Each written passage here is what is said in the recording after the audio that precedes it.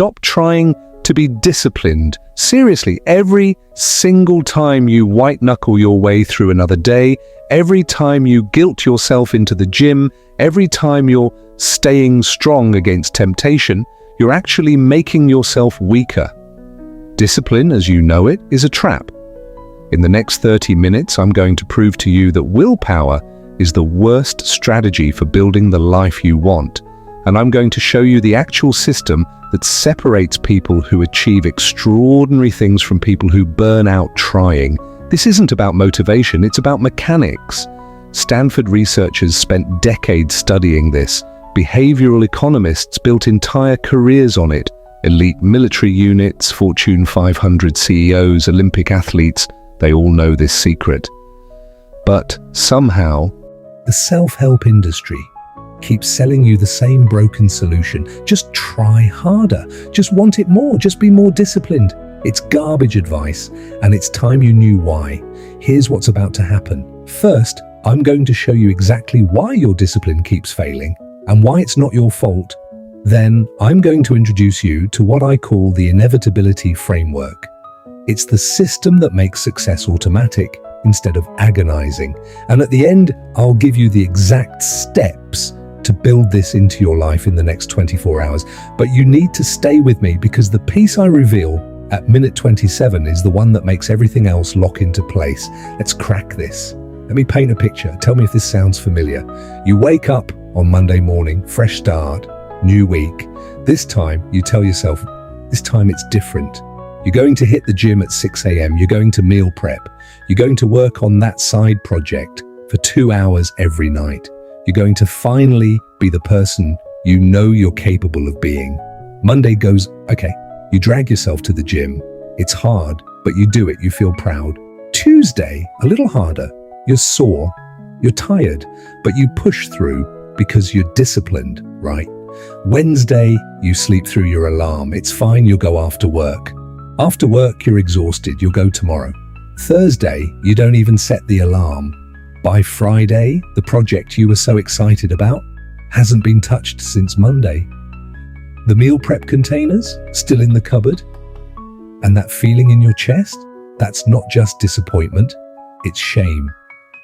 Because once again, you've proven to yourself that you're weak, that you don't have what it takes, that other people have this magical thing called discipline, and you just don't. So you do what everyone does. You watch motivation videos, you read another book about habits, you make another promise to yourself that this time will be different. You wait for that spark, that moment when you'll finally feel motivated enough, strong enough, disciplined enough to follow through. And here's the really messed up part. Society has sold you a complete lie about how discipline works. You've been told that discipline is like a muscle, that successful people just have more of it, that if you fail, it's because you're not trying hard enough, that the solution is always the same: more willpower, more motivation, more forcing yourself to do things you don't want to do. You look at that entrepreneur who wakes up at 4:30 a.m. every day, or that athlete who never misses a workout, or that writer who produces content like clockwork, and you think they're just built different. They must feel motivated all the time. They must have incredible willpower. They must possess some kind of internal fortitude that you lack. So you try to copy them. You set your alarm for 4:30 a.m. You commit to never missing a workout. You promise yourself you'll write every single day, no matter what. And for a few days, maybe even a few weeks, you do it. You force it. You grind. You rely on pure willpower to carry you through. And then life happens. You get sick. Work gets crazy. Your kid needs you. You have a bad day. And suddenly the whole thing collapses. Because you build everything on the weakest possible foundation, your ability to force yourself to do things you don't want to do. Here's the truth that nobody tells you. Willpower is a finite resource. It runs out. It depletes. Using it feels hard because it is hard. And every single time you rely on discipline in the way you've been taught, you're setting yourself up to fail. The research is crystal clear on this. Roy Baumeister's studies on ego depletion showed that willpower works like a battery. Once you use it, it's drained until you recharge. Making yourself resist that donut at breakfast means you have less capacity to resist checking your phone during work. Forcing yourself to the gym in the morning means you have less discipline left for meal prep at night. But here's where it gets really interesting. The people you admire, the ones who seem endlessly disciplined, they're not relying on willpower at all. They're playing a completely different game. A game where discipline isn't required because the right choices are automatic. Where success isn't about forcing yourself, it's about designing a life where the path of least resistance is the path to your goals. You've been trying to build discipline. What you actually need to build is inevitability. And that changes everything, because once you understand this, once you see how this actually works, you'll realize that your failures weren't about weakness. They were about strategy. You were using a hammer when you needed a lever, and I'm about to show you where the leverage points are. Here's what actually creates discipline: elimination of decision points. Think about that. Every single time you have to decide whether to do the right thing or the wrong thing, you're gambling. You're betting that in that moment you'll have enough willpower, enough motivation, enough strength to make the hard choice. Sometimes you win, most times you lose, and you lose because the game itself is rigged against you. Real discipline, the kind that lasts, the kind that compounds, the kind that actually transforms your life, isn't about having more willpower. It's about needing less. It's about building systems where the right choice isn't a choice at all. It's just what happens. I call this the Inevitability Framework. And it's built on one core principle: structure determines behavior more than intention ever will. Let me show you what I mean. Navy SEALs don't wake up every morning and decide whether they feel like training. Decision was made when they joined. The structure is in place. The system runs them. Elite athletes don't look at their calendar and debate whether today's a workout day. Their coach already decided. The team is waiting. The system is automatic. But here's what's crucial. This isn't just for special operations soldiers or professional athletes. This is the secret behind every person who's ever built something meaningful. They stopped relying on discipline and started building inevitability. The Inevitability Framework has 3 layers. Think of them as concentric circles of influence, each one reducing the amount of willpower you need to succeed. Layer 1. Environmental architecture. This is your outermost circle. It's about designing your physical and digital environment so that good choices are easy and bad choices are hard. You want to go to the gym? Put your workout clothes next to your bed. Want to stop checking social media? Delete the apps. Want to eat healthier? Don't buy junk food in the first place. Sounds simple, right? Almost too simple, but here's why it's revolutionary. Every single time you remove a bad option from your environment, you eliminate a decision point. You stop spending willpower. The choice is already made. Layer 2. Identity shifting. This is your middle circle. It's about changing who you are, not just what you do. Because here's the thing, when you're trying to be disciplined, you're fighting against your own identity. You're saying, I'm a lazy person who needs to force myself to work hard. But when you shift your identity, the behavior becomes automatic. James Clear talks about this in Atomic Habits. The difference between I'm trying to quit smoking and I'm not a smoker is everything. One requires constant willpower, the other is just who you are. One is exhausting, the other is effortless. Layer 3. Social scaffolding. This is your innermost circle, and it's the most powerful. It's about building accountability, commitment, and social pressure into your life in a way that makes success inevitable. You don't show up because you're disciplined. You show up because someone is waiting, because you made a promise, because the system doesn't let you slip through the cracks. Think about it. Why do people pay for personal trainers when they could work out for free? Why do writers join writing groups? Why do entrepreneurs find accountability partners? because they understand that willpower alone isn't enough. They need structure. They need inevitability. Here's why the Inevitability Framework works when everything else fails. It doesn't fight human nature. It leverages it. Traditional discipline advice tells you to be stronger than your biology, your environment, your social influences. It tells you to overcome, to resist, to force. And maybe if you're exceptional, you can do that for a while, but eventually you break. Everyone does. The Inevitability Framework says, don't fight the current, redirect the river. Don't try to be superhuman, build a system that works for humans. When researchers study people with excellent self-control, they find something surprising. These people aren't resisting temptation more, they're experiencing temptation less. They've built lives where they're simply not exposed to the same decision points. They've automated the hard parts. A person with a clean diet isn't spending every meal resisting pizza. They've built a life where pizza isn't in their house, isn't on their route home, isn't in their social circle. The discipline appears effortless because the decision is already made. That entrepreneur who seems to work 12 hours a day without burning out, they've structured their entire life around their work. Their friends are entrepreneurs, their recreation is business books, their environment screams work.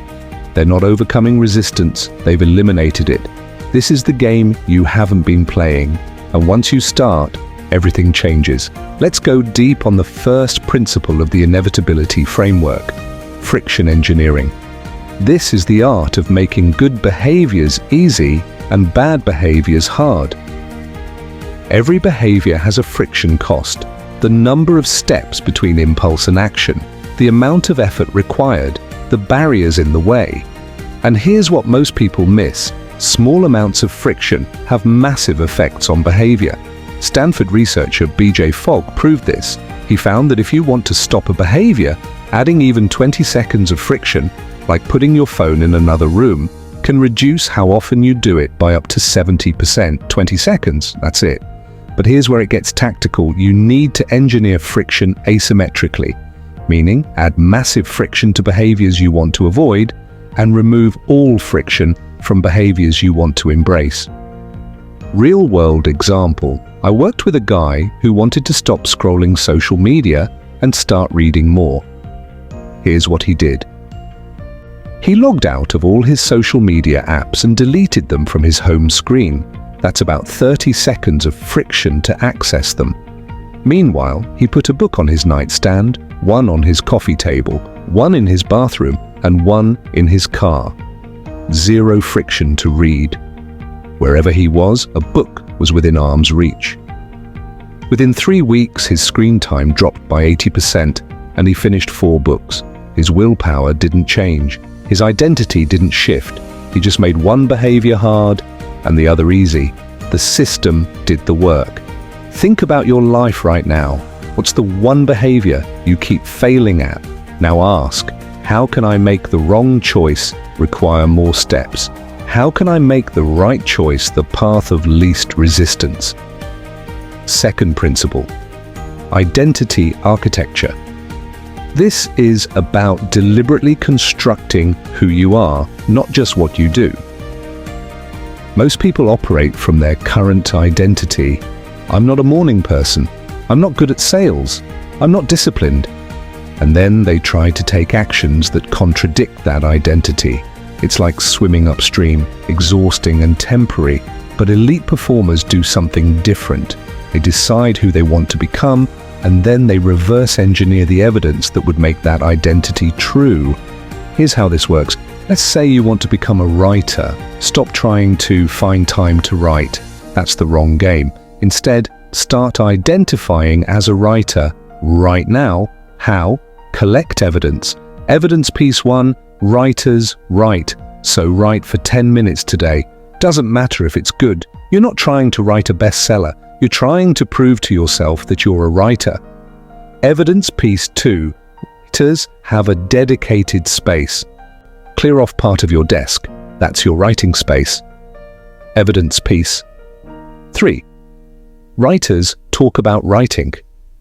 Tell one person today, I'm working on my writing. Say it out loud. You're not pretending, you're not faking. You're building a bridge between who you are and who you're becoming. And every piece of evidence makes the identity stronger. Every time you act consistent with that identity, the next action becomes easier. Within a month, you're not trying to write more, you're a writer, and writers write. It's just what they do, no discipline required. It's automatic because it's who you are. This works for everything. Want to be healthy? Collect evidence. Go for a 10-minute walk. That's evidence. Drink water instead of soda once today. More evidence. Refuse dessert one time. The identity grows. Each piece of evidence is a vote for the person you're becoming. And once you have enough votes, the election is over. You are that person. Third principle, commitment devices. This is about locking in your future behavior while you still have willpower. The ancient Greek hero Odysseus knew he'd want to sail toward the siren's song, even though it would destroy him. So before his ship got close, he had his crew tie him to the mast. He couldn't trust his future self, so he constrained his future options while he was still thinking clearly. That's what commitment devices do. They're decisions you make now that remove the ability to make bad decisions later. Most powerful example, public commitment. When you tell someone else what you're going to do, and there's a consequence for not doing it, your follow-through rate skyrockets. Why? Because now it's not just your willpower versus your desire, it's your reputation, your relationships, your self-image on the line. I know an entrepreneur who struggled with working on his business consistently, so he started a practice he called Declaration Mondays. Every Monday morning, he'd text 3 friends exactly what he was going to accomplish that week. And every Friday, he'd report back. That's it. No money involved, no formal accountability, just public declaration. His productivity tripled because he suddenly became more disciplined, because he created a system where not following through had social consequences. He locked in his future behavior. Other commitment devices, prepaying for things, prepay for a year of gym membership, social contracts, bet your friend $100 you'll finish your project, automated systems, automatic transfers to your savings account, appointment-based structures, hire a trainer, so missing means wasting money. The key is this: use commitment devices strategically, not for everything or you'll feel trapped, but for the behaviors that matter most. Lock them in. Make the wrong choice impossible or expensive. Fourth principle, keystone behaviors. These are single behaviors that trigger cascades of other positive behaviors automatically. Charles Duhigg wrote about this in The Power of Habit. He found that certain habits don't just change one thing, they change everything. They're like dominoes that knock over other dominoes. Classic example, exercise. When researchers study people who start exercising regularly, something strange happens. They also start eating better, not because someone told them to. They just do. They start sleeping better. They start being more productive at work. They're nicer to their families. One behavior, exercise, triggered a cascade. Why? Because keystone behaviors reshape your identity and create momentum. When you exercise in the morning, you feel like someone who takes care of themselves. So when lunch comes around, the salad feels more aligned with who you are than the burger. You're not resisting the burger, you're choosing consistently with your identity.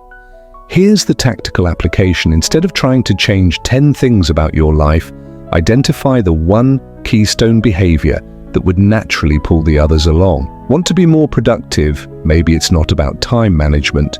Maybe it's about sleep. Fix your sleep and your focus, energy, and decision-making all improve automatically. Just want to improve your relationship? Maybe it's not about couples therapy. Maybe it's about your own stress levels. Start meditating and you'll naturally be more patient, present, and emotionally available. The mistake most people make is trying to change everything at once. That requires massive willpower across multiple fronts. You'll fail, but if you can identify the one keystone, the behavior that makes other behaviors easier, you create a cascade. You get compound returns on a single investment. Fifth principle, recovery protocols. This might be the most counterintuitive one, but it's crucial. Real discipline requires rest. The reason you keep burning out isn't because you lack discipline. It's because you're treating discipline like a sprint when it's actually a marathon. You go hard for 2 weeks, deplete yourself completely, then collapse and lose all progress. Elite performers understand something that average people don't. Strategic rest is part of the system, not a failure of the system. They don't rest when they've earned it. They rest because the system demands it. Look at professional athletes. They don't train 7 days a week at maximum intensity. They have periodization, hard days and easy days, training blocks and recovery blocks. Their rest is scheduled. It's intentional. It's part of what makes them elite. You need the same thing. If you're trying to build a business, don't work 12 hours a day, 7 days a week until you break. Work intensely for 6 days, then take one completely off. If you're trying to get in shape, don't train every single day. Follow a program with built-in rest days. Here's the protocol. Decide in advance when you'll rest. Put it on the calendar. Treat it as non-negotiable, because if you only rest when you feel like you need to, you'll either rest too little and burn out, or rest too much and lose momentum. The system needs recovery built in. That's not weakness, that's engineering. That's how you build something sustainable instead of something that collapses after 3 months. All right, you now understand why willpower is a trap and how the Inevitability Framework works. But understanding isn't enough. You need to implement this. So let me give you the exact action plan to build this into your life in the next 24 hours, the next week, and the next month. This isn't theory anymore. This is the blueprint. Let's make this real. First action step, the single behavior audit. In the next 2 hours, I want you to identify the one behavior that, if made automatic, would change everything else, not 10 behaviors. 1. Because trying to overhaul your entire life at once is the mistake that's been sabotaging you. One keystone behavior, properly systematized, will do more than 10 half-implemented changes. Here's how to find it. Ask yourself, what's the one thing that if I did it consistently for 6 months would completely transform my life? Maybe it's working out. Maybe it's working on your business for 2 hours every morning. Maybe it's reading for 30 minutes before bed. Maybe it's meal prepping every Sunday. Whatever it is, write it down. Be specific. Not exercise more. That's vague. Instead, go to the gym at 6 a.m. Monday, Wednesday, and Friday. Not work on my side project. Instead, work on my business from 9 p.m. to 11 p.m. every weekday. Once you've identified it, ask it this crucial question. On a scale of 1 to 10, how confident am I that I'll actually do this consistently? If your answer is less than 9, make it easier. Cut it in half. Make it so simple you'd be embarrassed not to do it. Because we're not trying to be impressive, we're trying to build inevitability. Second action step, engineer the friction. Now that you know your target behavior, you're going to spend the next 24 hours redesigning your environment to make that behavior inevitable. This is where most people fail. They identify what they want to do, but they leave their environment exactly the same. So they're still relying on willpower, still making 1,000 decisions a day, still gambling. Instead, you're going to manipulate your environment like a puppet master pulling strings. If your behavior is working out, here's what you do today. Put your gym bag in your car. Set out your workout clothes the night before. Tell a friend you'll meet them at the gym. Change your alarm to a motivating song. Put your gym's address in your calendar with a 30-minute block. Every single one of these removes a decision point. If your behavior is working on your business, here's what you do. Clear your workspace completely. Put your phone in another room during work hours. Install a website blocker for social media. Tell your family this is your work time and you're not available. Set up your workspace the night before, so when you sit down, everything is ready. The goal is this: make the right behavior the path of least resistance. Make the wrong behavior require so many steps that it's not even tempting anymore. Spend 1 hour today, right after this video, engineering your environment. This is the hour that determines whether you succeed or fail. Don't skip this. Third action step: build your commitment device. You need to lock in your future behavior while you're still motivated. Here are 5 options. Pick at least one. Ideally, 2. Option 1. Public declaration. Text 3 people right now and tell them what you're committing to and when you'll report back. Make it specific. I'm going to the gym Monday, Wednesday, Friday at 6 a.m. I'll text you every Friday to confirm I did it. Done. Option 2. Financial stake. Use a service like StickK or make a bet with a friend. Put real money on the line. If you miss your commitment, you lose the money. Suddenly, not showing up has a cost. Option 3. Pre-commitment. Pay in advance. Sign up for a class. Hire a coach. Buy the plane ticket. Make backing out expensive. Option 4. Social structure. Join a group. Find an accountability partner. Create a situation where other people are expecting you. You're not just letting yourself down anymore. Option 5. The streak tracker. Get a calendar and mark an X every day you do the behavior. Your only goal is don't break the chain. This works because after you have a streak going, the loss aversion kicks in. You don't want to go back to 0. Pick your commitment device, implement it today. This isn't optional. This is the difference between actually changing and just feeling temporarily inspired. Fourth action step: the first week protocol. The first week is when most people fail. They start strong Monday, fade by Wednesday, quit by Friday. You're not going to do that, because you're going to follow this exact protocol. Day 1-3, do the behavior at the easiest possible level. If your goal is to work out for an hour, just do 15 minutes. If it's to write for 2 hours, just write for 20 minutes. You're not trying to be impressive, you're trying to establish the pattern. Success breeds success. Get 3 wins in a row. Day 4-5, increase slightly, but not to your full goal. Maybe 25-30 minutes. You're building confidence and momentum. You're proving to yourself that you can do this. Day 6-7, hit your actual target or get close. But here's the key. If you don't feel ready, stay at the lower level for another week.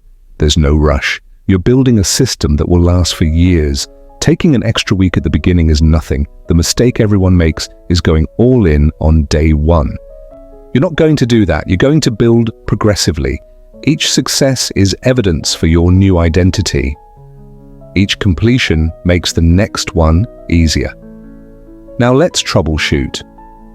What happens when you face obstacles? Because you will. If you miss a day, don't spiral. Don't say, I failed, might as well quit. Instead, implement the 24-hour rule. You must do the behavior within 24 hours of missing it. Miss your Monday morning workout? Do it Monday evening. This prevents the miss from becoming a pattern. If you feel overwhelmed, cut the behavior in half again. Remember, something is infinitely better than nothing. 5 minutes is better than 0 minutes. Once you're consistent at 5 minutes, you can always scale up. If you lose motivation, good. You were never supposed to rely on motivation. That's the whole point. Your system should work whether you feel motivated or not. When motivation fades, and it will, your environment, your commitments, and your identity keep you going. If people around you aren't supportive, Protect your system. Don't argue, don't explain, just do it. Once they see results, they'll either support you or their opinion won't matter anymore. The system is designed to survive obstacles. That's why it's a system. Let's bring this full circle. Remember at the beginning when I told you to stop trying to be disciplined? Now you know why. Discipline, as most people understand it, is about forcing yourself to do things through sheer willpower. It's exhausting, it's unsustainable, and it sets you up to feel like a failure every time you break. But real discipline, the kind that builds empires, transforms bodies, creates art, and changes lives, isn't about force. It's about structure. It's about designing a life where the right choices are automatic, where success is the path of least resistance, where you don't need to be superhuman because the system does the heavy lifting. The Inevitability Framework gives you that system. Environmental architecture removes temptation. Identity shifting makes the behavior feel natural. Commitment devices lock in your future actions. Keystone behaviors create cascades of positive change, and recovery protocols make it sustainable. This isn't motivational fluff, this is engineering. This is how transformation actually happens. So here's what I need you to understand. You're not broken, you're not weak, you don't lack discipline. You've just been playing a game where the rules were rigged against you from the start. You've been told that success requires constant struggle, constant resistance, constant force.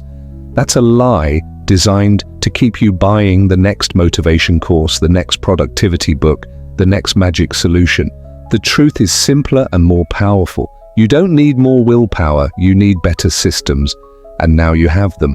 Now you know how to build inevitability into your life, how to make success automatic instead of agonizing. The only question left is, will you implement this? Or will you watch this video, feel inspired for 20 minutes, and then go back to the same patterns that have been failing you? The choice is yours, but you now have everything you need to change. If this shifted something in you, if you see now why everything you've been trying hasn't worked, then do two things. First, subscribe to Cracking Discipline. Hit that button. Because we're building something here, a community of people who refuse to rely on motivation, who understand that systems beat willpower, who are actually implementing this stuff instead of just consuming content. You belong here. Second, leave a comment telling me what your one keystone behavior is, the one you're going to systematize in the next 24 hours. Make it public. That's your first commitment device. Let's hold each other accountable. And when you're done implementing this, watch the next video where I break down the exact psychology of why your brain sabotages your goals and how to rewire it. It's the missing piece that makes everything in this video even more powerful. You've got the map now. Time to walk the path. Let's crack this.